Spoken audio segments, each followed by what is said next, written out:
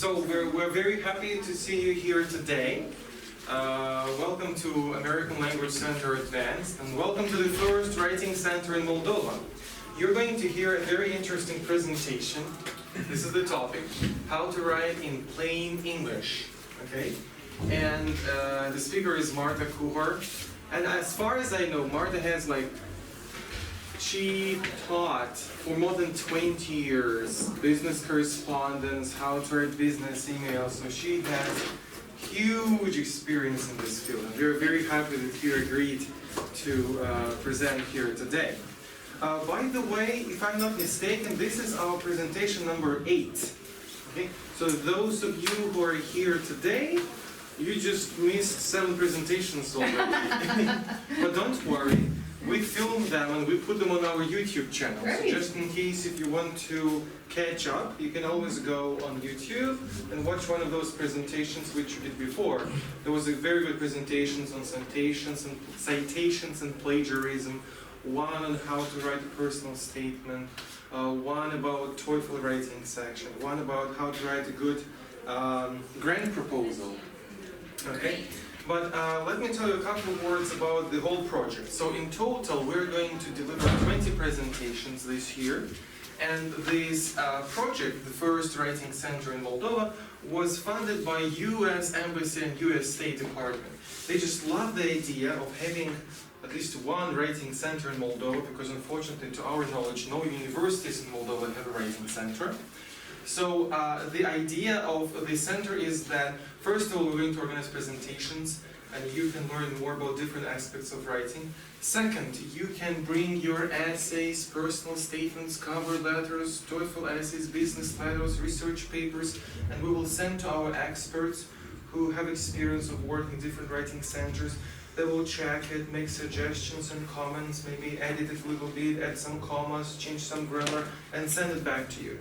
And you can also meet with us and discuss the paper, and this is how, if you will be sending it back and forth enough times, you can have an excellent personal statement or a very, very good polished article or paper. So please do benefit from presentations, please do benefit from this writing center. It's absolutely free of charge because all the expenses were covered by US Embassy. Okay? Yeah, thank you very much. Martha, thank you very much. Thank you. I hope you'll applaud later, as well as in the beginning. We will. Okay, good. Okay, so I want to explain to you what plain English is. Plain English is not simply a way of writing in a simplistic way. We are not going back to our childhood and writing see, spot, run. Run, spot, run. Okay, this is not what plain English means, okay? Plain English is actually a movement. And we'll talk about that here in just a second. Yes. Oh, okay. Technology and I are not the best of friends. I would like to go back. Was this my first slide? Okay, so plain English is a movement. It started at least in the 70s. It's possible to trace roots possibly even back further than that to the 40s, where there was a sense that the way people were speaking and the way they were writing was not similar. Okay, that writing had acquired a thickness, a kind of complexity that made the expression unclear. So there was this sense that we needed to do something about it. So, forgive me for being inept with technology. Okay. So its purpose, the purpose of this movement is to advocate for clear, intelligible English in speaking and writing. Okay? And to discourage, and I'm quoting here from this web page, we can click on it to show you, to discourage the use of gobbledygook, jargon, and misleading public information. Have you heard this word gobbledygook before? No. Okay, it's unnecessarily complex expressions of ideas that really are basic and fundamental that everybody can understand, but the clothing on them, you know, the facade on these ideas is unnecessarily complex. So, I wanted to show you this website in case you should ever want to go to it. This is the UK site for Plain English. And I just wanted to show you one thing that they said here. So this is, the Plain English campaign and what you can do to improve your command of English. But here, since 1979, we've been campaigning against, there it is, gobbledygook, jargon, and misleading public information. We have helped government departments and their official organizations with their documents. The campaign began after the founder publicly shredded hundreds of official documents in Parliament Square in London. So when they have a protest in London, it's of a different variety than we have in the United States or you have here in Moldova. People get very upset about bad English and they tear up their documents. Let's go back here. Okay, so this is the point. This is a desire to change the way that some documents are written and some people are speaking. In the United States, similarly, we have, the United States is very famous for its laws. We are a country of laws, right? We very much believe in the rule of law, so of course we created a law for plain English, right? In 2010, we established the Plain Writing Act, and this is an official law of government. And it says that all federal executive agencies now must use plain writing in their documents.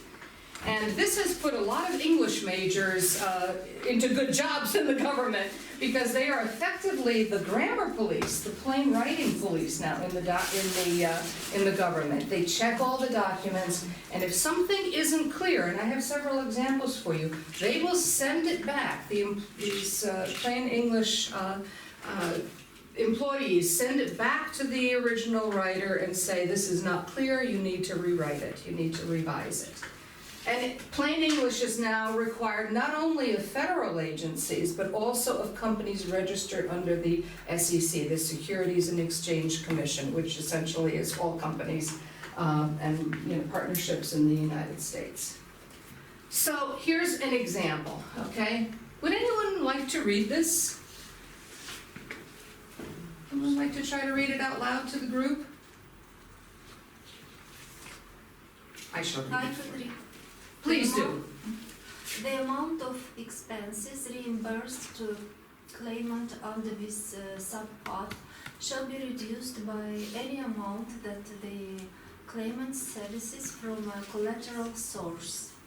In cases in which a claimant receives a reimbursement under this subpart for expenses that also will or may be reimbursed from another source, the claimant shall subrogate the United States to the claim for payment from the collateral source up to the amount for which the claimant was reimbursed under this subpart. Okay, very good reading, good reading. However, the prose here is another story, right? It's rather thick. It's full of gobbledygook and jargon. What is this saying? Well, if we had time, we could sit here and analyze it and try to figure it out. But whatever it's saying is not coming across clearly because there's so much gobbledygook in the way. And so there are several problems here, and I bring this as an example, right? On the one hand, it's not coming across whatever the idea is. On the other hand, this is sadly quite familiar to us because a lot of writing that we get in the mail, in official documents, even in booklets and books and things like that that come from companies and the government, unfortunately read like this. So we don't know what it says, but it's quite familiar because it's the custom, unfortunately, to write like this. So let's look at how this can be revised. This is the second sentence only. No, it's the whole thing, I'm sorry, it's the whole passage. So this is how one of the practitioners of plain English has revised this document. So if you look on the left and you look on the right, immediately you notice that it is half the length. Just for starters, it's half the length. Let's read the one on the right. If you get a payment from a collateral source, we will reduce our payment by the amount you get. If you get payments from us and from the collateral source for the same expenses, you must pay us back the amount we paid you. Now that's clear. We understand. There's some ideas here. There's people involved here. It comes across. This on the left, you would need to have some sort of deep analysis to try to figure out, to translate it. You have to translate it from English to English, right? And that's the problem. So let's break it down. This is the second sentence only. And we'll read it again. This is the before revision. In cases in which a claimant receives reimbursement under this subpart for expenses that also will or may be reimbursed from another source, the claimant shall subrogate the United States to the claim for payment from the collateral source up to the amount for which the claimant was reimbursed under this subpart. Okay? What are the problems here? First of all, long sentences are a problem in gobbledygook English. This is one sentence. This is only one sentence. It has many subparts, but it's only one sentence. How long should sentences be? Any clue as to how long? In words? Like In words, yeah, because there is a kind of recommended length of sentences. Till 10. 10 words. 10 words. Okay, 10 to 15 maybe. It depends on if you're counting the little words. If you're counting the little words, it could even be 16 or 17. But 10 to 15 words is a good length. Now, that doesn't mean every single sentence has to be 10 to 15 words. Some can be shorter. Some very effective sentences can be shorter. If you see a policeman on the corner of the street and he says, "Stop!" that's a very effective sentence, and that's only one word long, right? Okay, so some sentences can be shorter, some can be longer. If you know the writer Henry James, right? The American expatriate writer Henry James, he never wrote a short sentence in his life. All his sentences are very long. And you know, they're effective, they come across, that's his style. But for us, for ordinary people writing everyday documents at work, right? In our professions, we need to have pity on the reader. This is what Kurt Vonnegut, the famous writer, said. Pity your reader, because you are writing for the reader, and it's the reader who has to try to gather your ideas from the writing, right? So long sentences are a problem. Try to have a shorter sentence, 10 to 15 to 18 words. Another problem here is the use of passive voice. I think you know in grammar what passive voice means, right? We don't have to use it? These are problems, yes. Long sentences are a problem. The use of passive voice is a problem. Passive voice... They recommend using passive voice in official documents. Not anymore. Not in plain English. So let's just find two places where there is the use of passive voice. How can you tell if it's passive voice? What are the grammatical parts? To be. The verb to be with? Past participle. Ooh, boy, good. Yes, the verb to be with a past participle form of the verb, right? So can anybody spot them? May be reimbursed. Will or may be reimbursed. Yes, two different helpers there. Shall subrogate? Oh, no. Was reimbursed. And was reimbursed down at the bottom, right. I'm gonna just use the board here just for a very simple example of passive voice, just to make a point here, okay? So let's say we have one person named John, and let's say that we have another person named Mary, right? And John loves Mary, right? Somebody doing something to a recipient, right? Because that's how life works, isn't it? People do things do things, right? The sun shines, computers break down, we listen, we jump and dance, right? So people do things and things do things. This is active voice. That's what we mean by active voice. People actively engaged in actions. Now, in passive voice, what happens is the relationship is reversed. Right? We take the direct object, if you're looking at grammar, and we make the direct object the passive subject of the sentence. In other words, we take the direct object and we move it to the beginning. Now, in our in our passivized sentence, we're not going to make Mary do anything. Mary is still going to be the passive recipient, right? We're going to use the passive verb to indicate that. Mary is loved, right, by John. So the subject then gets stuck in a little prepositional phrase at the end, right? With a preposition like by and sometimes for, sometimes from, depending on the sentence. So you end up getting Mary is loved by John, right? Now there are two problems with this. One, the sentence is already longer by 2 additional words. That may not seem like much, but when you're dealing with a sentence like this, and you're adding additional words, oh my gosh, you know, we could be swimming in words, right?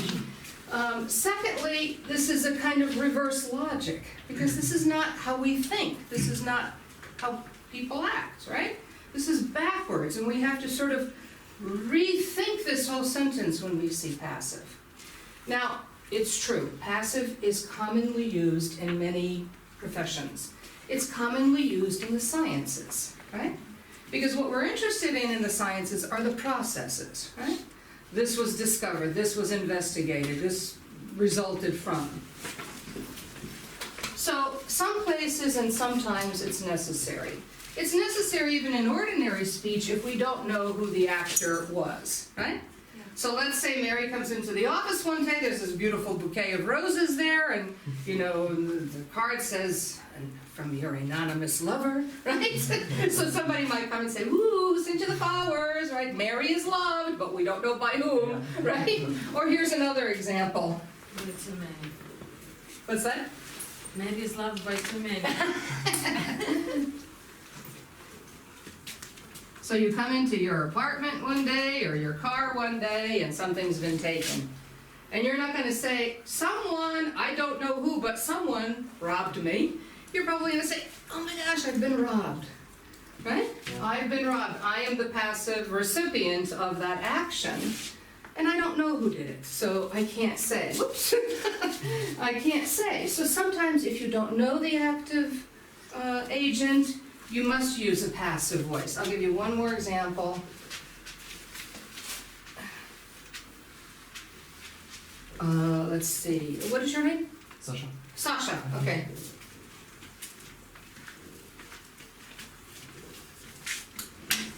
So let's say Sasha was supposed to make copies of a booklet for all the employees at an important meeting, 10 o'clock in the morning. But he left the night before and he forgot to do it, or he got distracted. Sasha made a mistake, right? So you come in the morning and now the people at the meeting are waiting for their important booklet because it's got the report that they have to analyze. Okay, well you could get poor Sasha into trouble by walking in and saying, Sasha made a mistake, it's not here. Or you could just say, I'm very sorry, the booklet is not ready, a good mistake. Let's say, wasn't made, okay, we'll do past tense. A mistake was made. A mistake was made, the report was misfiled, etc., etc. So sometimes you may know who the active agent is, and you just don't want to say because you don't want to get that person into trouble, right? Okay, we want to spare poor Sasha. So passive voice is very tricky. If you can avoid it and be clear, please do so. That's the recommendation. That's the recommendation of plain English. Whenever you can use active voice, do use active voice, avoid passive voice. If you cannot, because you don't want to get the person into trouble, or you don't know who the active agent is, or you're writing a scientific report, in that case, it's okay to use passive voice. So that was our second problem here. Our third problem is invisible actors. We just said that. People do things. Things do things. Here it's kind of hard to tell who the actors are, right? There's some nouns vaguely indicating human beings, right? There's claimants, and you know, there's the United States has got a role here, but they're invisible, right? They're hidden behind these other words, these other nouns. So we want to make it clear that people do things and things do things. Another problem is jargon. So can anybody identify some of the legal jargon, some of the official jargon? A couple of words stand out. Subrogate, yeah. Reimbursement. Okay, maybe reimbursement in this case has a specific use. Subpart, sure. This is all legalese, right? Legalese. Is one lawyer to another, that's fine. If that's the technical shorthand for the profession, that's fine. But if this is for the public, right? And that's the whole point. What we're talking about here is cleaning up documents that are meant for the general public, not for other professionals, other lawyers. So we've got subpart, we've got collateral, we've got reimbursed, we've got claimants, right? Subrogate. These are some of the technical jargon. And again, we have invisible actors and we have unclear actions. Who's supposed to be doing what? Okay? So these are just 5 problems in this one sentence. Okay? And we have nominalizations. Nominalizations are nouns that have been formed from perfectly good verbs, right? Perfectly good verbs that gave up their life to become nouns. So reimbursement comes from the verb reimburse, right? Payment comes from the verb to pay. So these are words that are in the language. We certainly use them many times, not even if we're using jargon, but just in ordinary speech. But too many nominalizations make the writing heavy, dense, and unclear. So if you have a nominalization, resist the urge to make it a noun. Keep it as a verb, and we'll see some examples of that. Okay, so again, we're going to talk about keeping some of these problems and how to fix them. So this was the original again, and this is what we get when we revise it. All that verbiage there becomes if you get payments from us, right, and from a collateral source for the same expenses, you must pay us back the amount we paid you. Now we know who's doing what, who's involved, what the actions are, and what we're required to do. So much clearer. So this is the active verbs we were talking about. Instead of the amount of expenses shall be reduced, we can say we will reduce the payment. Right? We still got payment in there as a nominalization, but shall be reduced has been changed now to we will reduce. Right? Expenses that will also will or may be reduced or reimbursed becomes if another source reimburses you or if you get payment from, then so on. And the amount for which the claimant was reimbursed becomes the amount we paid you. So all those passive voice verbs were changed into active voice. Again, people do things and things do things. And the other thing that we have here is the use of personal pronouns. That's another thing that, you know, if you're trained to write in the professions, they often tell you not to use personal pronouns. Even in school, teachers tell their students, don't write in the I voice, you know, don't write in the you voice. That's not correct. It's perfectly fine. So instead of claimant and collateral source and another source and so on and so forth, we get you and we and us, and it's much clearer. Okay, and then again, we want to avoid jargon if we can. We want to use words that are appropriate for the reader. Sometimes these words are necessary. Collateral source, if you remember, was in the original. It was also in the revision. We kept that because it's a legal term, I guess. So instead of claimant, we can say you. Instead of this part, we can leave that out altogether because that's a piece of legalese. We probably don't need that. And subrogate to the claim simply means substitute or instead submit to, and that also is not in the revision. Okay, it was erased through the use of you and we. If you get payment, you have to pay us back. So subrogate to the claim isn't even in the revision. That jargon left, and we used language appropriate to the reader. Okay, and then the other thing we did here to revise that passage was we gave instructions. So instead of, again, the claimant shall subrogate the United States to the claim for payment, blah, blah, blah, we did, you must pay us back, right? Instead of 25 words here, whatever it is, we have 5 simple words, and it's much clearer. Okay, so all the problems that we just looked at, I'm going to go back 1 second. So we saw that long sentences was a problem. So the solution for that is, of course, keep sentences short, right? I'm sorry, I'm going the wrong way again. Keep sentences short. Instead of passive verbs, prefer active verbs. Instead of invisible actors, use personal pronouns, right? Instead of jargon, use words that are appropriate for the audience, that the general public, if that's who you're writing for, right?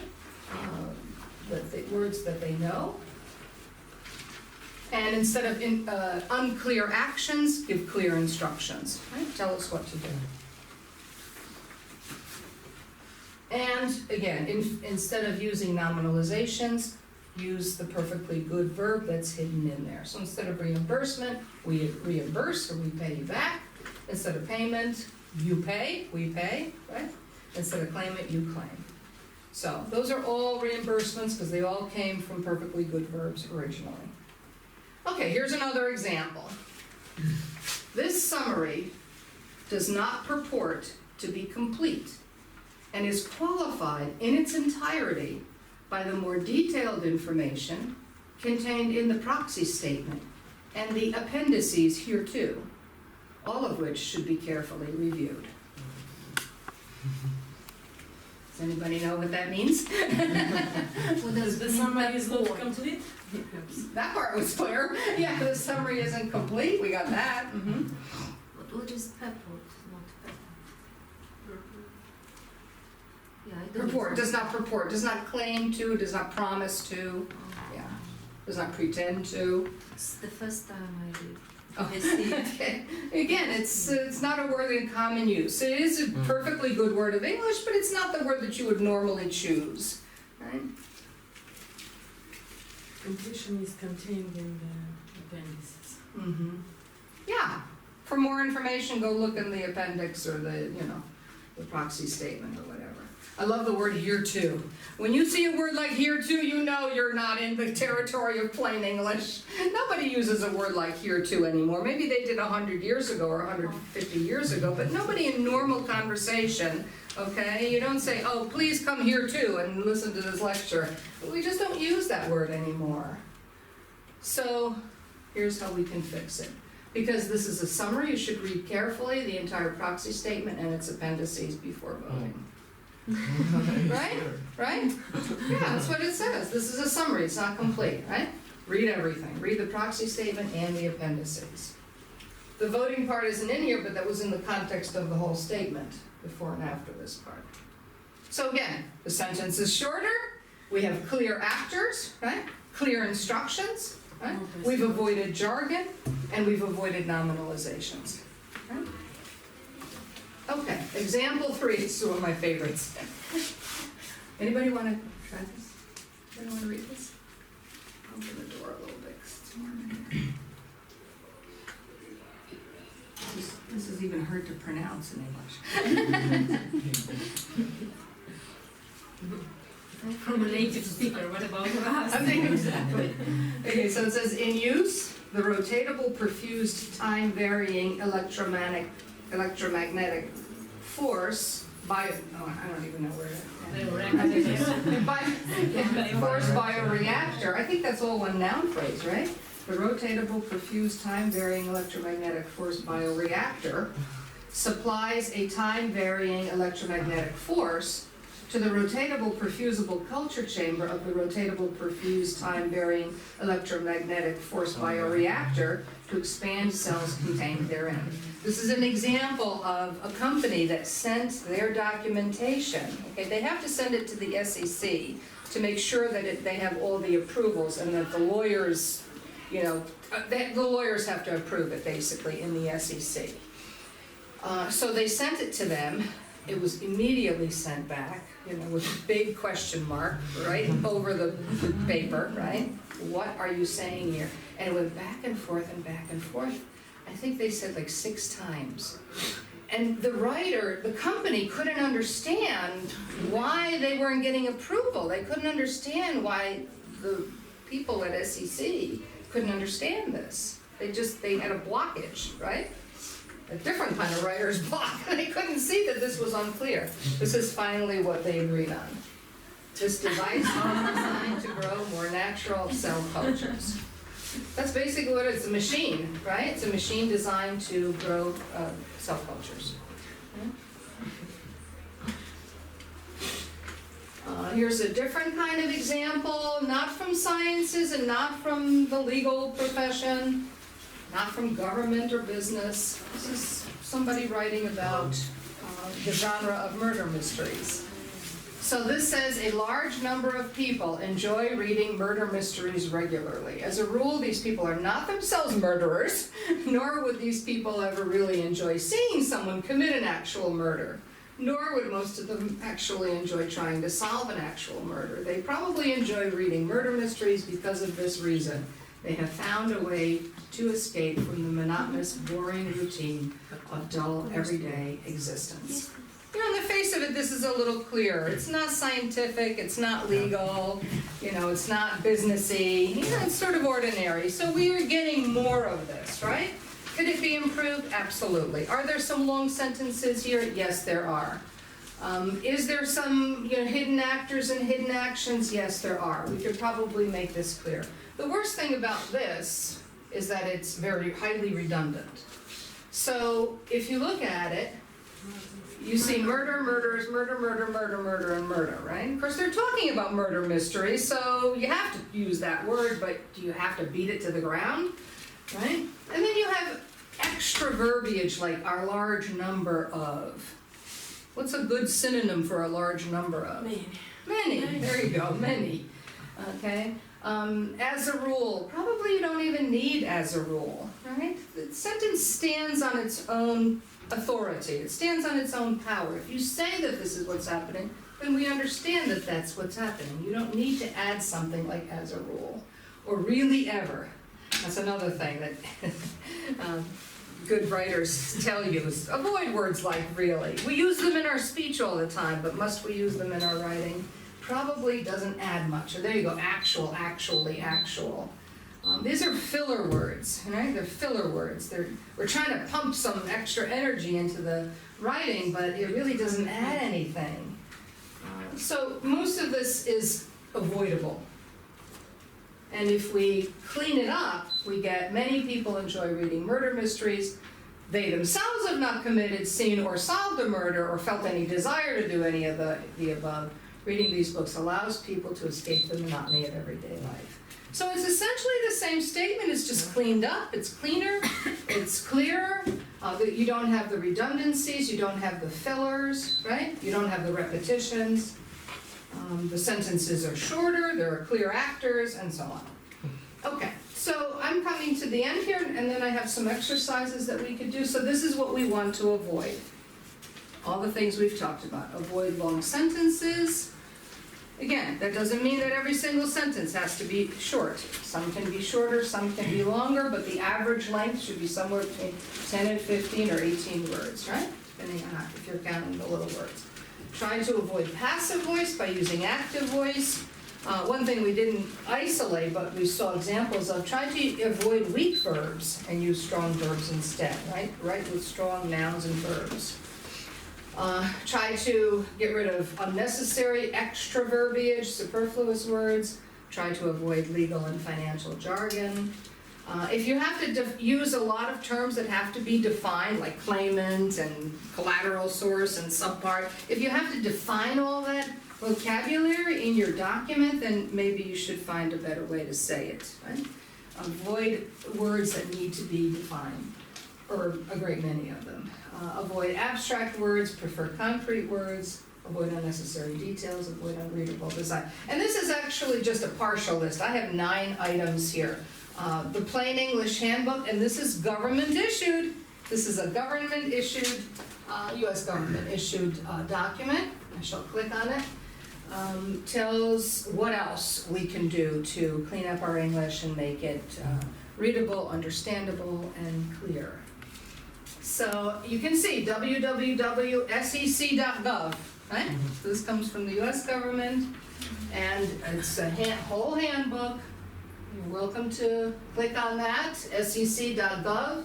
/PDFs/handbook.pdf. And what we get here is, okay, let's go back up. Oops. Oops, why am I going down? I have trouble with this touchpad. Okay, here we go. Okay, so it's a plain English handbook, how to create clear SEC disclosure documents, but again, it's a handbook for writing in clear English. Scroll down just a little bit. This is all the preliminary stuff. So this is a great list of do's. What is a plain English document? Getting started. Knowing your audience, so important, right? Before you write anything, you have to analyze the rhetorical situation, what we call the rhetorical situation. The rhetorical situation consists of three things, three main elements: audience, occasion, and purpose. Audience means who are you writing to? For whom are you writing this document or speaking? Right? General public, okay, the general public. Who do we mean by general public? Do we mean everybody in the United States, everybody in Moldova? Okay, we probably don't. We probably mean we're probably targeting some part of the population, right? Adults between the ages of, 35 and 55, or adults from the ages of 18 to 55, let's say. Probably not children, probably not teenagers. Okay, you have to ask yourself about that audience. Who are they? What do they know? What do they not know? What must you tell them that they don't know, right? Again, what are their ages? What are their genders? What is their level of education? Right? What is their command of the vocabulary and of the concepts that you are talking about in your document? So you really have to know your audience. Ask yourself, who is going to be reading or listening to my message? Okay, the other two things I mentioned, occasion and purpose.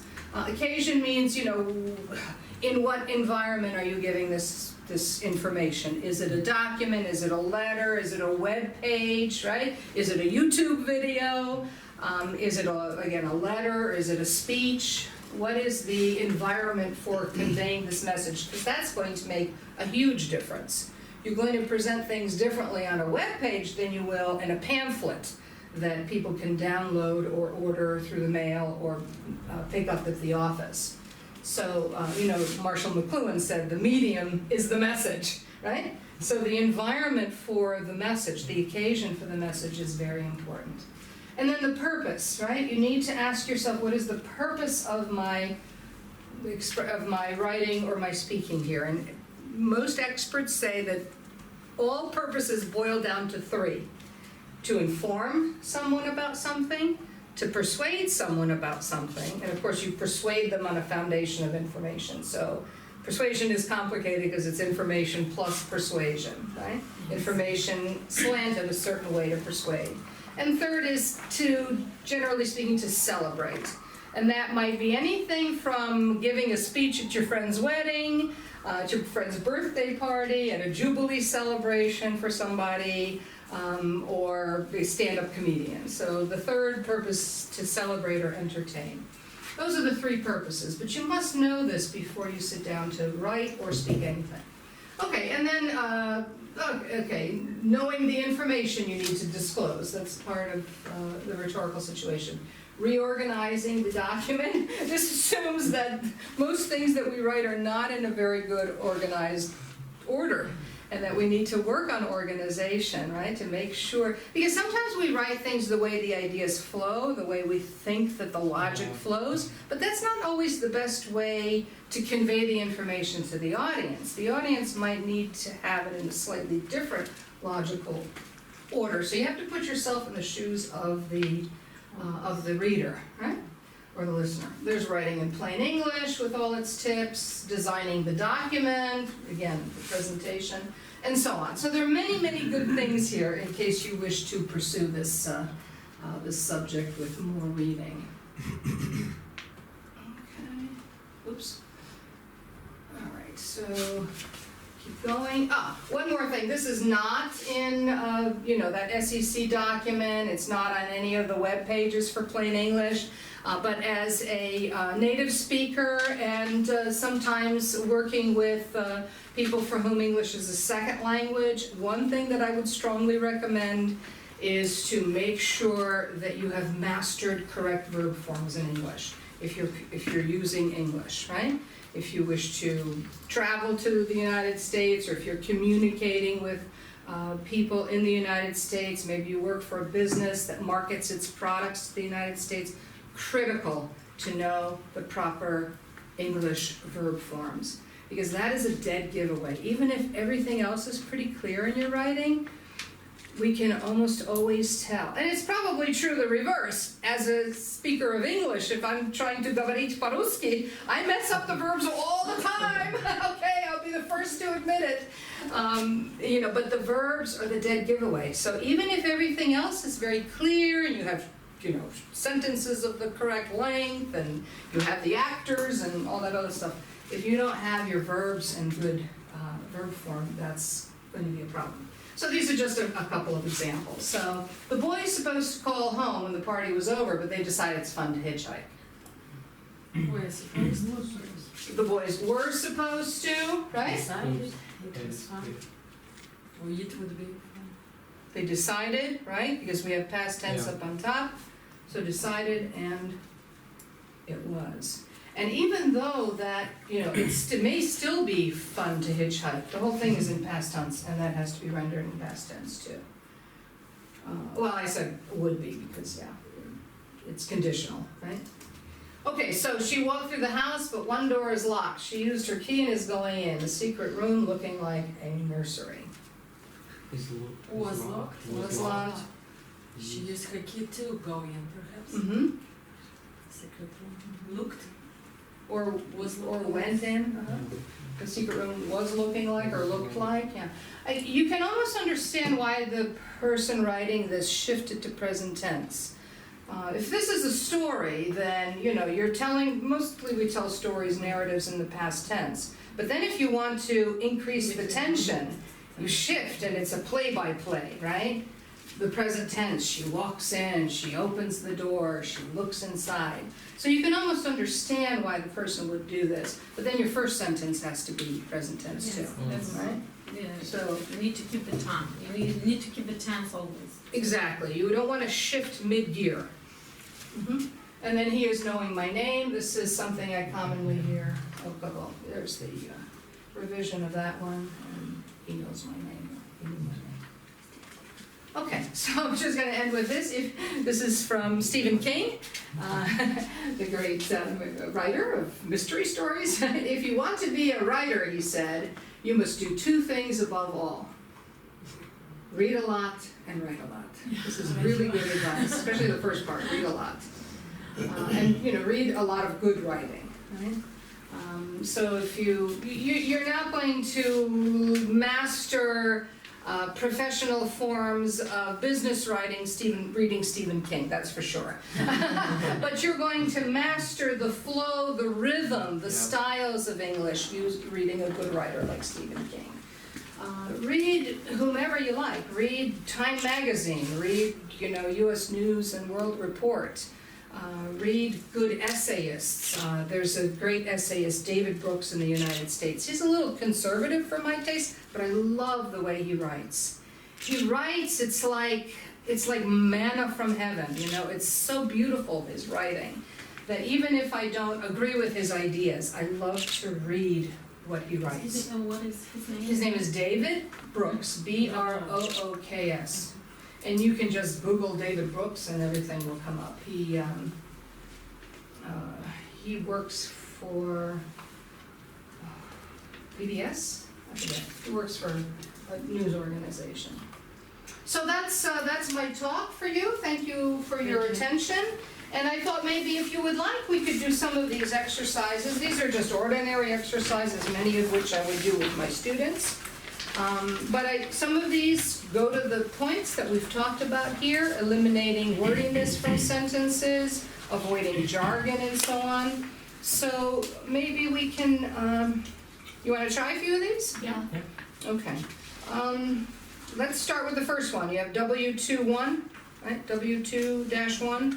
Okay, wordy sentences. So let's just try maybe 2, 3, 4 sentences here and try to eliminate the wordiness. We don't want to change the idea. We just want to maybe use fewer words, right?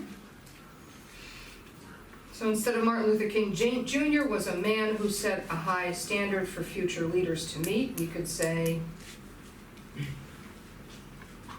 Martin Luther King set high standard for leaders. great.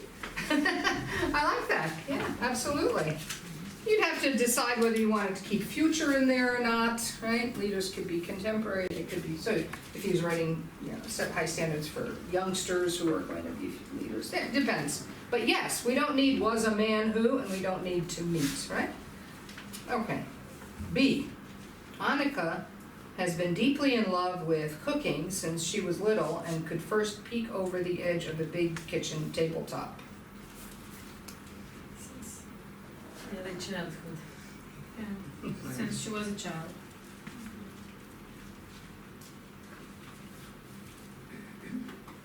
Well, can we do something was with, had been deeply in love with? Enjoyed. Enjoyed? What were you gonna say? Had been in love without it. Okay, or just had loved. Had enjoyed, had loved, yeah.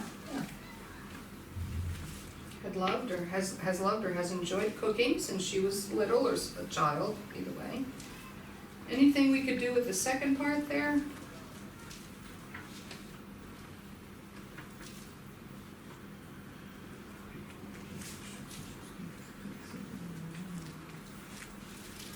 Well, we don't need first, right? First doesn't really contribute anything to the sentence. Could peek over, So we could substitute peek over the edge by something more simple. okay, all right. Peek over the kitchen table. Or we could just do that. Peek over the kitchen tabletop, yeah. Yeah, that works too.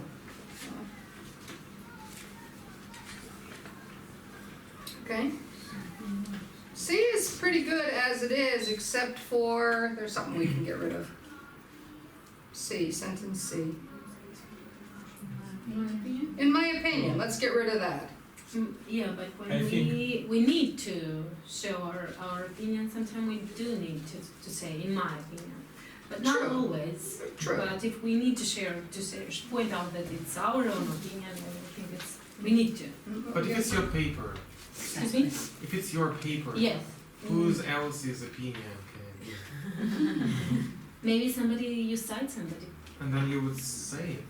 There's no citation. Okay, maybe. So how to do, what about in Yes, my the opinion? word. What do you think about it? Yeah, I would eliminate it because the sentence is your opinion. The sentence already conveys your So you opinion. would never ever use in my opinion? When talking. In like Writing. in papers, In in writing. essays, yes, About right. writing. No, I wouldn't. Never, Mm-mm. never. But in interval preparation, for example, recommendation for writing. And you can say, I recommend that. So I can't see a problem here actually. Okay. Well, the We sentence, translate from our native language, Russian and Romanian. We do say it in Russian and Romanian, and we say no problem with this. yeah. To me, it's redundant because I wrote the sentence, this is my sentence, I don't have a citation, I'm not saying according to John Smith, Bloom's race for the governorship is futile, right? I'm simply saying this race is futile.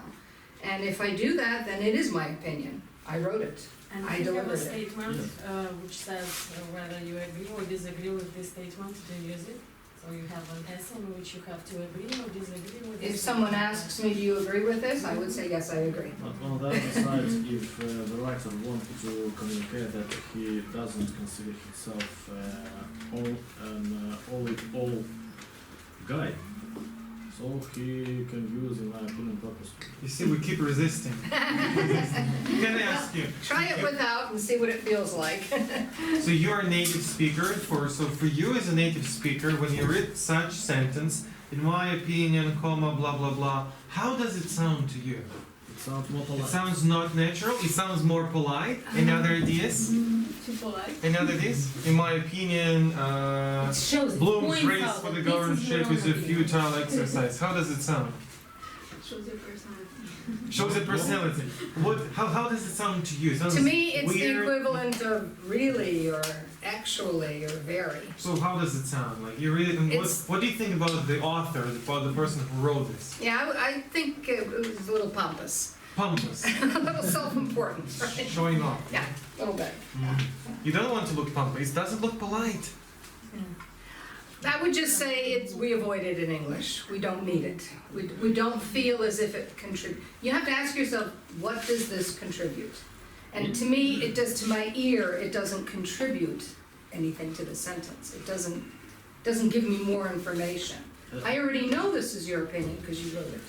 As you said, it depends on the context. Maybe it does, sure, maybe it does. Everything depends on the context. Maybe more better variant to cut out, in my opinion, but in another context, in my opinion, it could be very. We'll keep resisting. Okay, well, anything, like I said, the other thing I would change here is I would get rid of exercise and the Article A and just say the race for governorship is futile, or futile, if you prefer to pronounce it that way. Okay, you wanna try D? It is pretty important in being a successful graphic designer to have technical knowledge and at one at the same time, an eye for color and balance. One and the same moment. You just Get rid of that one, right? Good. Being a successful graphic designer perhaps means implies having technical knowledge and an eye for color and balance. Well, you have to ask yourself, what do you want to be your subject? If you say being a successful graphic designer, No, Involves. designer should. yeah, there you go. A Because if it's, graphic designer should have. yes, absolutely, because if it's being a successful graphic designer, then your subject is being, right? And that's a little abstract. Now, I'm just, as an example, I'm just saying, being is the subject. All you have there is a participial phrase, right? So a successful graphic designer is the object of the participle being in that noun phrase, but the true subject there is being. So you have to ask yourself, is my subject being or is it the graphic designer, right? So that's one way to understand getting rid of being. My students write with these ing verbs all the time as their subject. Drives me crazy. So yeah, the simplest way here is a successful graphic designer should have or will have technical knowledge and, you following this recommendation here, and an eye for color and balance. Okay, let's do E. Your task will be the deliverance of correspondence to all employees in the company. You will have to Deliver. You will have to deliver. Say the whole sentence, please. Your task will be to deliver correspondence to all employees in the company. I guess Okay. without your task. You will have to. You will have to. Or you will deliver. You will deliver. You will deliver, you'll deliver employee mail. So simply deliver. Yeah, you will deliver, you'll deliver. And you don't need all that correspondence and company and all that. You'll deliver employee mail. That's all you need right there. Do you have these files on your memory stick? No, but I can send it to you. Okay. I was just wondering if we can display them. Okay. The exercise? But it's okay. No, I'm sorry, I don't. Let's leave those. I can, if you like, I can send these to you so that you can distribute them if people want them. Okay, here's a nice little business memo, right? You can consider this an email or a memo, right? And a lot of this is in that kind of jargon that we looked at on our screen. So you have things like, it has been recently brought to my attention that a percentage of our sales representatives have been failing to log reports of their client calls in our electronic customer file each and every day. I have also learned that some representatives are not checking the customer file on a routine basis. Our clients sometimes receive a multiple number of sales calls from us when a sales representative is not cognizant of the fact that the client has been contacted at a previous time. Repeated telephone calls from our representatives annoy our customers. These repeated telephone calls also portray our company as one that is lacking in organization. Effective as of immediately, direct your representatives to do the following. Record each and every customer contact in the electronic file at the end of each day. Check the electronic file at the very beginning of each day to ensure that telephone communications will not be initiated with clients who have already been called. Let me extend my appreciation to you for cooperating in this important matter. On the surface, that seems like a decent memo or a decent communication from the boss or the vice president, right? It's very familiar sounding. It's the way a lot of business communication is written. But there are some problems here. There are some long sentences, there are some invisible actors, there are some nominalizations, passive voices, so on and so on. Some unnecessary verbiage and so on. So let's see what we can do.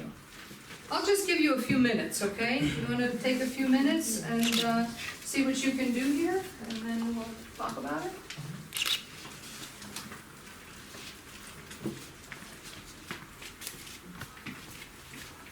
Oh, okay, well, I sent it to you already. Facebook. We heard it. Yes, you're right. Because we're reading that. Okay. We can just play it. Oh, okay. Just to All right. see it on the screen. Yeah, great.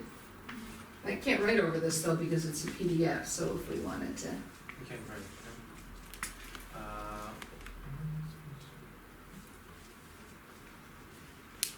Actually, I can take a chair, and I'll be writing everything you will change. Okay. It'll be just more fun. I'll be assisting if you don't mind. Oh, sure.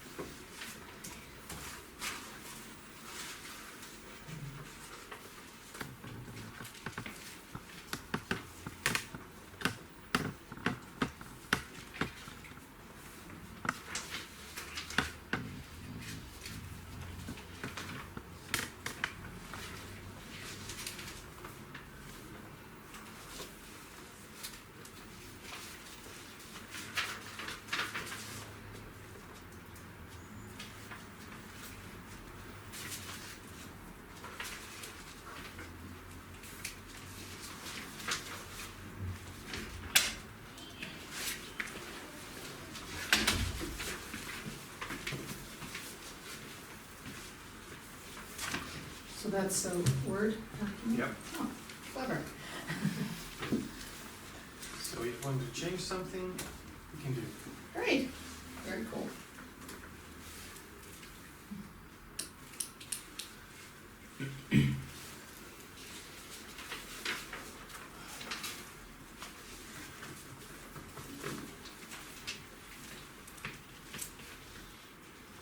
So I can already hear that some people in the room might want to keep that first phrase, which is like, in my opinion.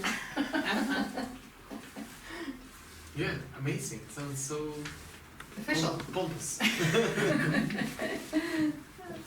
has been personally brought to my attention that. Mhm. A percentage of.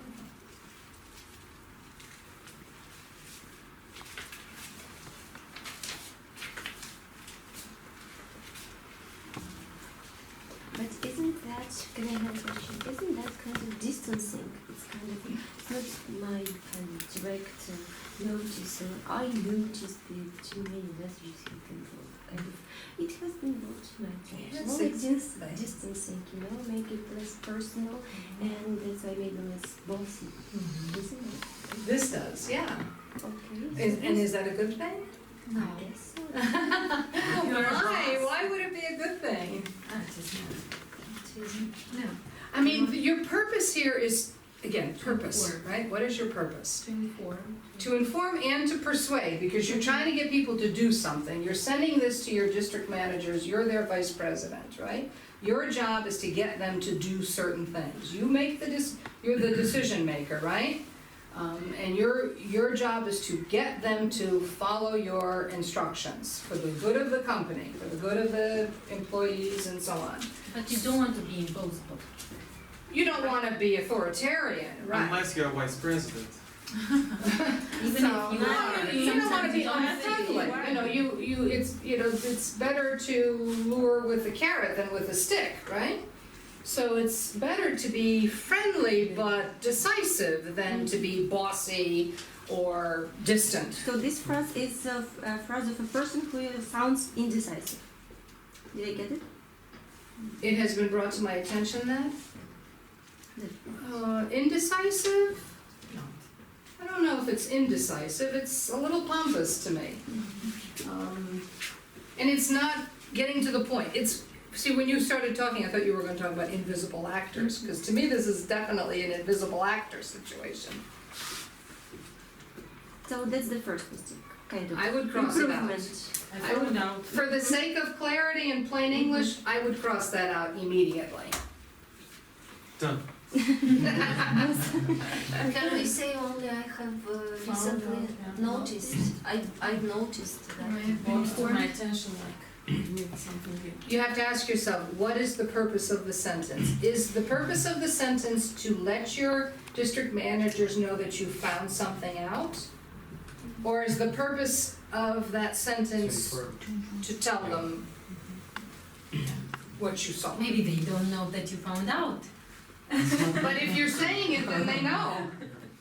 No, Like, the do you purpose mean is that to to begin describe with the problem. There is a problem. Some sales? Yes, and that's what we want to do. We want to get to the problem. Yeah. So how do we start? We eliminate that first phrase. And we say a percentage of, but I wouldn't even say a percentage of. Some, thank you, right. Some of our, well, we probably need, maybe, or some sales representatives or some of, either way, doesn't matter. Some of our sales representatives have been, there you go, there's the problem, right? Don't daily log their Yeah. calls. Avoid. Avoid logging. No, Should we start the Avoid email this way? or, Should we start the email this way, or there should be kind of introduction of it? no, not in business. So just direct. If you're writing a friendly letter to your Uncle Pete and you're asking him for money, sure, you can start out saying, hello, Uncle Pete, how are you, how's the family, how's the cow? And some money. then a little bit later you say, I'm needing a little bit of money for my books, please send money. But if you're a businessman, you don't have time for that. You don't have time for that, you gotta get to the point, right? You have to tell them what they need to know and get out of there, because they have a lot of things to read, they have a lot of things to do. I would avoid a word like failing, just from a business communication perspective. It's very negative, and it feels like you're scolding them or punishing them. I would just say haven't. Some of our sales representatives haven't been logging in or haven't logged in. Haven't logged reports, sorry. Haven't logged, 2 G's.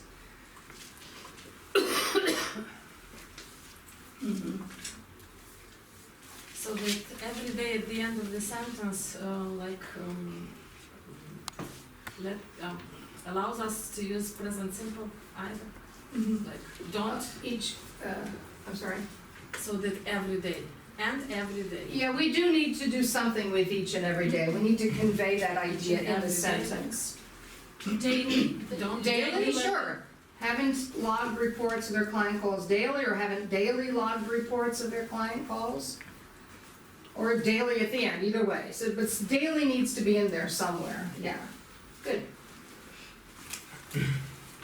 We could also cut out in I have our also the- electronic customer file, because Okay.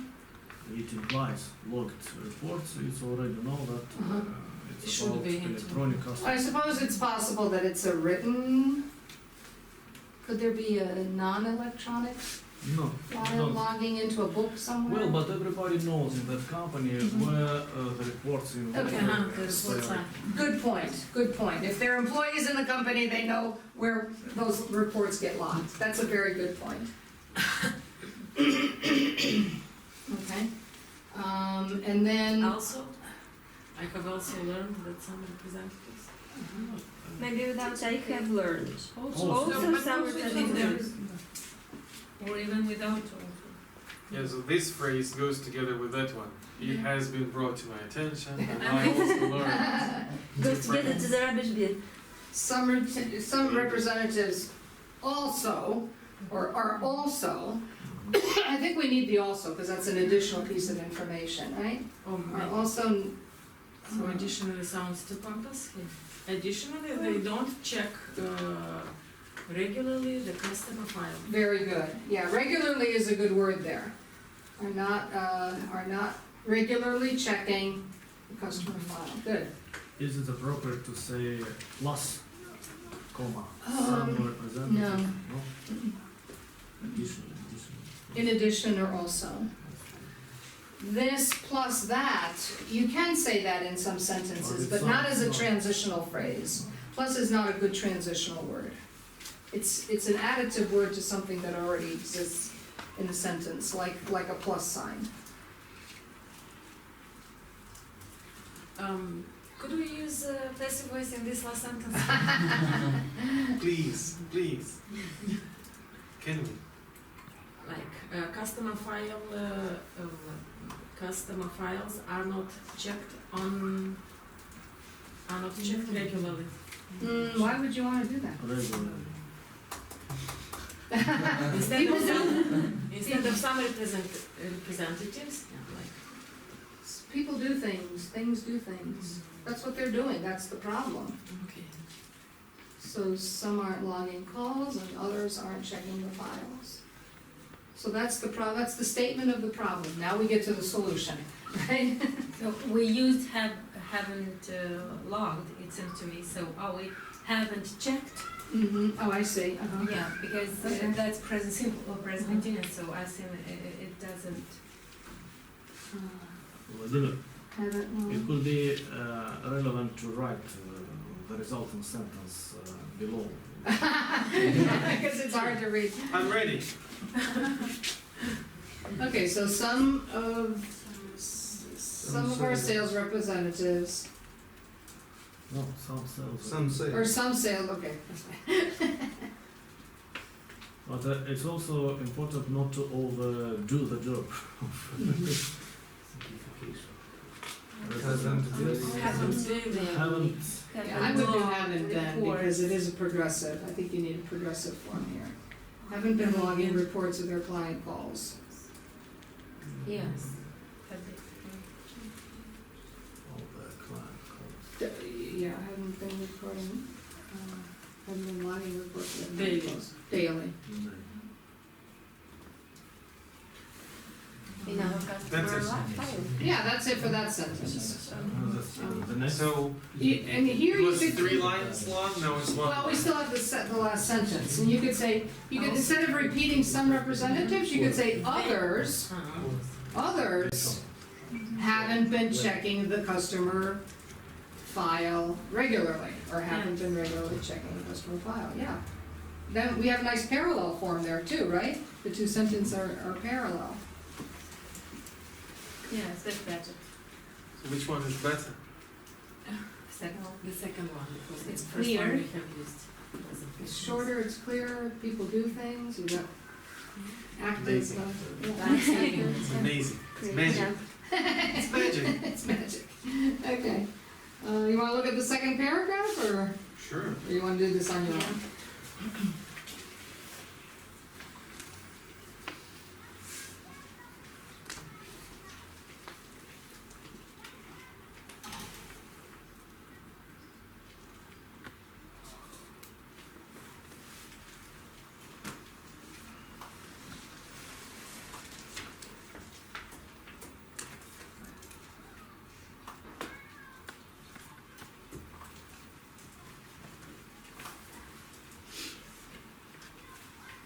Any easy fixes here, first of all, anything we can quickly get rid of? First sentence, Okay? delete it all. Oh, the whole thing? Okay. Our customers or our clients get repeated telephone calls too yeah. often, so Mhm. we just Mhm. go to the second one. Yeah, this is explaining the problem in a little bit more detail. You know, in other words, the representatives aren't logging the reports and others aren't checking the file, and that's a problem because, you know, this is the result of the failure to do those We things. use a connector like, because of this, our clients You could, gets you too could, many you could, calls you could say sometimes. consequently, or something like that, or you could just leave it. Our clients receive many, or repeated calls, right?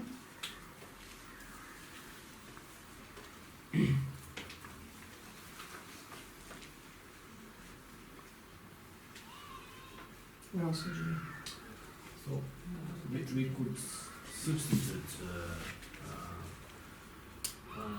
when a sales representative is not cognizant of the fact that the client has been contacted with the word after.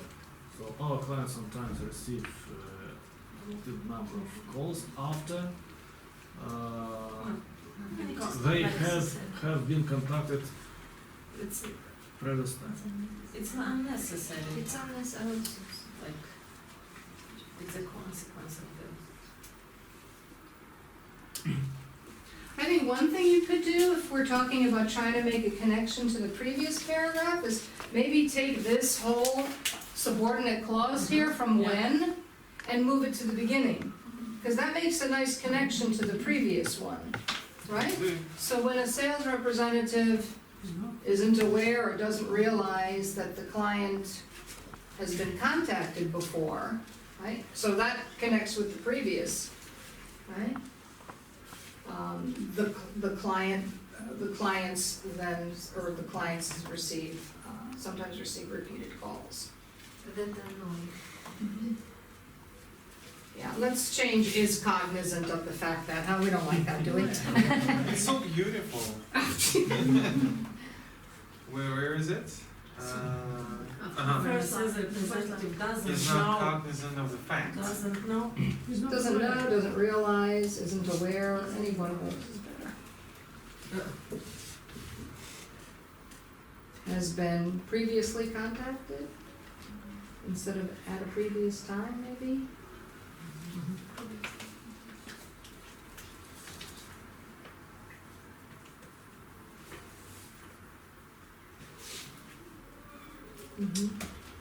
But as a topic sentence for this paragraph would be suitable, repeated telephone calls from our representatives annoy our customers. So I would shift to place this sentence first. Mm-hmm. So Repeated it- annoying. Yes. First and next sentences will give some details when it happens in that. Mhm. That's an interesting, what is yeah, the we effect could do of that. this? Mhm. Sure. But we can't say We from our can annoy simply our say- customer is not very. We can simply say that our Annoying. clients sometimes receive annoying repeated calls. We could, I mean, we could be here all day, you know, altering things, but I think it's fine the way it is, and I think that's a good suggestion to maybe move that up. And the sentence as it stands is decent, I don't really see huge problems with it. So let's go to these repeated telephone calls also portray our company as one that is lacking in organization. What's a better way to say that? This spoils our reputation. Okay. This spoils our image, right? These telephone calls make us look bad. Make us look disorganized, right? Anything like that is probably better than this wordy and overwritten thing.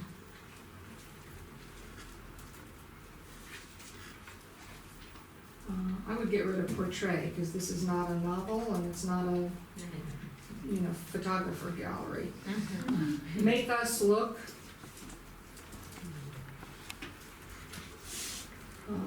Unorganized? Yeah, disorganized either way. Good. All right. So what about that very last piece? Effective as of immediately, director, representatives, student. ASAP, What's that? as soon as possible. ASAP, right. In business communication, we usually say don't use abbreviations, but, The last sentence will be substituted by another one. Please, before calling a customer, check the log file. okay. You talking about The first. the effective recommendation. sentence, or No, the, this one? No, effective as of Oh, okay. immediately, director, representative to do the following. okay. Oh, no. Yeah, we already have the two things, so Mhm. first of all, you need to get rid of as of, because we say effective immediately, right? And instead of direct your representatives, I would just do tell, or ask. ask or tell. Represent. Mm-hmm.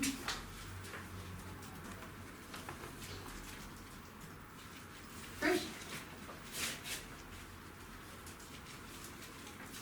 Okay. All right, so then we got record each and every customer contact in the electronic file at the end of each day without fail. Without fail, Without fail, we don't need probably. or Yeah. with, without fail. Without Each and fail, every, We don't. Each think and every it agenda. puts too much pressure, in my opinion, I mean, you know, you're telling what you want. Record the customer contact. I mean, without fail doesn't really add anything. Much, I would say, doesn't really add anything. So record each customer contact. Each Or without every contact, zero. either way. We could also omit in the electronic file, as Sure. we did in the first. Mhm, as we did in the first part, yep. So you can get rid of, But we in the didn't- What if electronic we, file. what if we leave every, record Nothing every else. customer contact, Okay. repeat each and each day, each customer each day. I see. Okay. So is this what you want? Record every customer, contact at the Can end you of each say- day, sure. Can you say every evening? Well, you don't wanna keep them there after 5 o'clock. Like every day? Yeah. Well, I think Daily. this is okay, meaning before you leave work, yeah. so I think this is clear. But you can get rid of, as we heard the suggestion, in the electronic file, maybe. If people know that that's where they're supposed to do their recording, right? Mm-hmm. if they don't know exactly. If they don't know, then you would keep it in there, but In the first presumably if they've been working there for a while, they It was already know. mentioned. Okay, so that takes care of that one set of representatives that haven't been logging in the reports, right? Check the electronic file at the very beginning of every day to ensure that the telephone, Every very morning. wordy. Every morning. Check the Check. electronic file. It's every morning. Every morning, sure. Check the file every morning. Up front. It is good to say check the electronic file up front. Maybe check if the telephone communication. Check. To ensure that, So you want to make sure that they're doing this in the morning, so you need to. yeah, you do wanna have in the morning there, looking at, check the file at the, either at the very beginning of every day or in the morning, either way. Check the file prior to contact. I have contacted.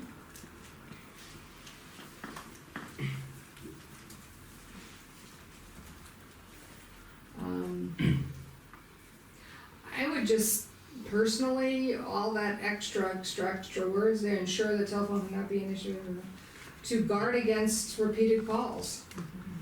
Yes. I would change ensure, I don't like that word anyway, it sounds like an insurance company. I would just say to guard against repeated calls, because that's what he identified as the problem earlier, right? Great. And the very end. I appreciate your Thank you. cooperation. Thank you. Thank you. I like that. Just thank you. Thank you, or thank you for your cooperation if you want to put that in, but thank you is just as clear as let me extend my appreciation to you. So, Well, sometimes you want to look smart by saying more words. yeah, I know, but this Do you- is. Be smart, but if you're not bad, but you're very smart. In English, do you look smarter if you say more words? And if not, how do you look? Like you're using Because we don't more words understand. than We don't understand that part. Yeah. You know, how do you? Well, but see, this is my point. What you read here is a typical way of writing a business memo because that's how people have always written it. And so people who take jobs in these companies, they learn from the ones who wrote before, and so the problems repeat. They recycle over and over and over again. That's why we have now this plain English movement. We're saying it's time to stop, it's time to get clear, it's time to be simple, you know, And in to your save instructions. And to save everybody time and effort, yes, absolutely. So extra words, we're used to thinking that that makes you sound like you have authority and you're smart, but we're now beginning to see, I think everybody can see from this exercise, that clarity is the most important value in these kinds of communications, I think. And I think that's the whole point.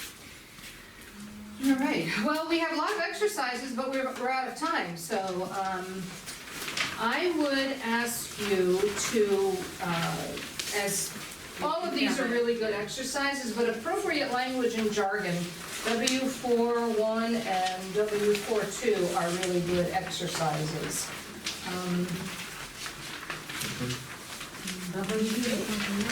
W4-1 and W4-2. Comes up to 5. This one? Appropriate language? Yeah.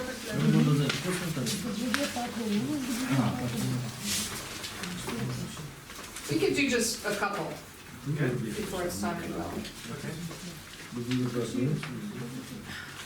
So the instructions at the top of the exercise sheet is, edit the following sentences to eliminate jargon, pretentious or flowery language, euphemisms. Euphemism is just a kind of another way to say something less clearly, and doublespeak. So you want to avoid all of that. You want to avoid jargon, you want to avoid pretentious language, you want to avoid flowery language, you want to avoid euphemisms and doublespeak. You need to make substantial changes Double in some speak. cases. What is double speak? Doublespeak is, doublespeak is Like a, in my youth, my family. In my youth, my family. It's, or not? could be, what would be? Like repetition? No, it's, So it's okay, so it's a way of calling something by other words, okay? Which is, Maybe pleonasms. Hmm? Pleonasms.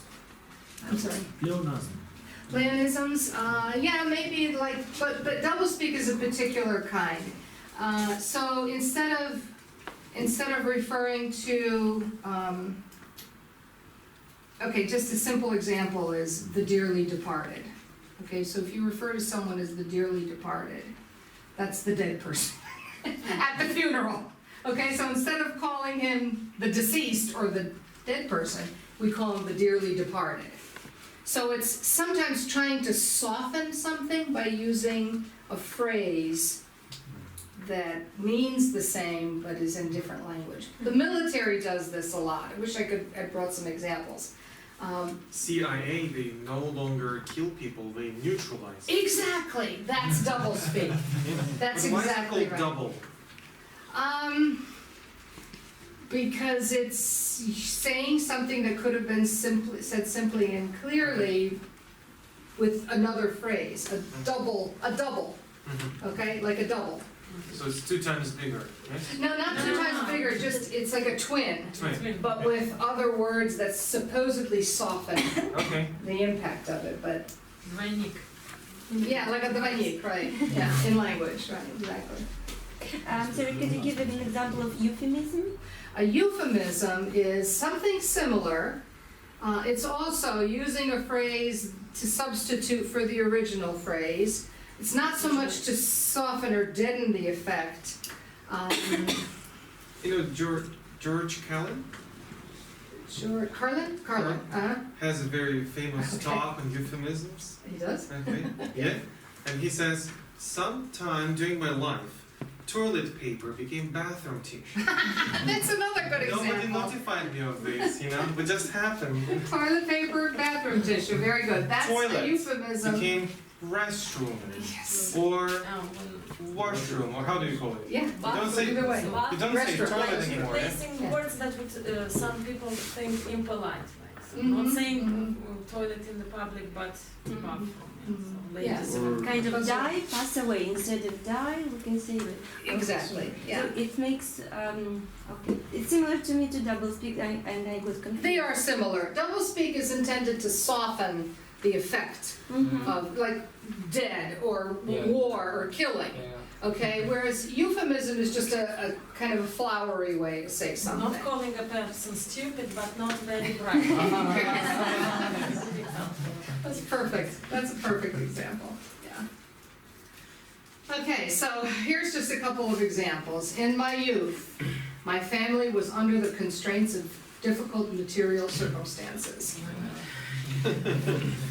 Was in a difficult material situation. Okay, but I think maybe we can simplify that even more. Was poor. Yeah, isn't that When I what was that a means? child, When I or was a when child. I was young, we were poor. We were, that's what that means, right? Under the constraints of difficult, yeah. So all of that is kind of a euphemism there, under the constraints of difficult material circumstances, right? Okay, all right, let's look at the next one. In order that I may increase my expertise in the area of deliveries of services to clients, I feel that participation in this conference will be beneficial.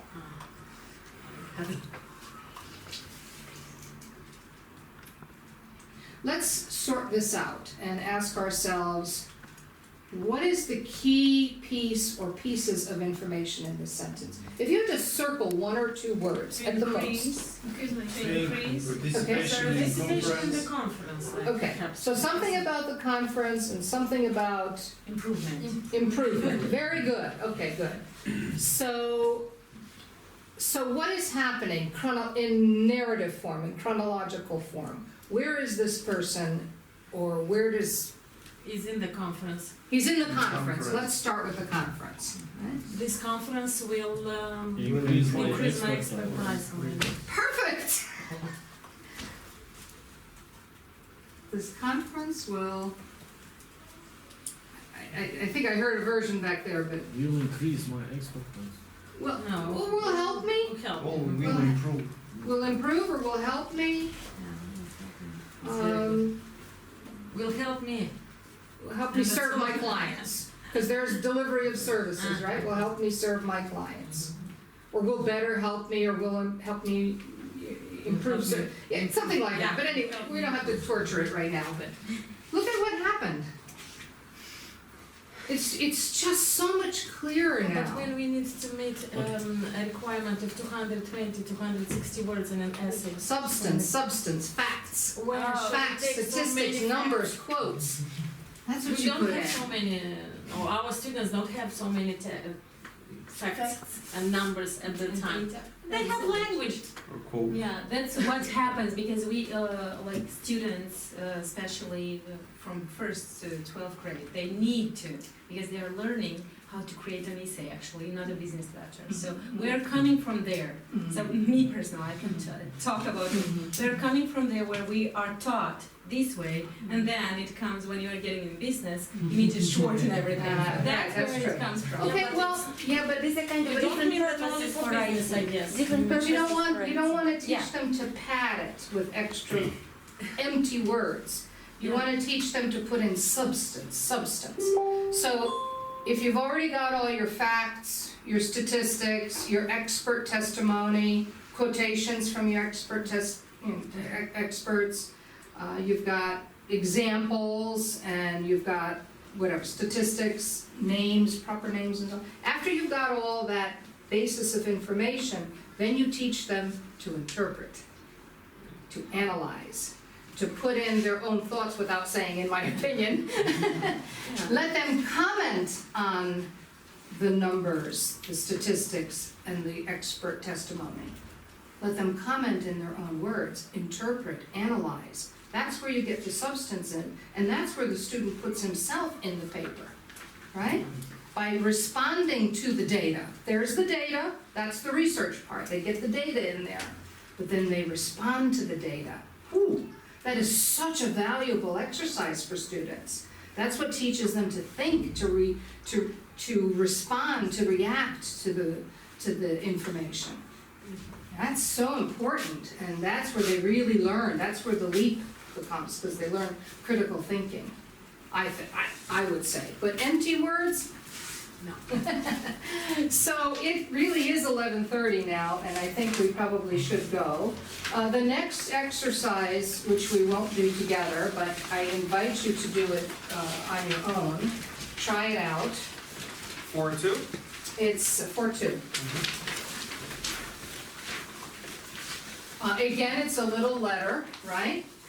You can see that it's using a lot of jargon, right, from business, external partnering arrangements, and then there's something about downtime and strategizing session, and so on.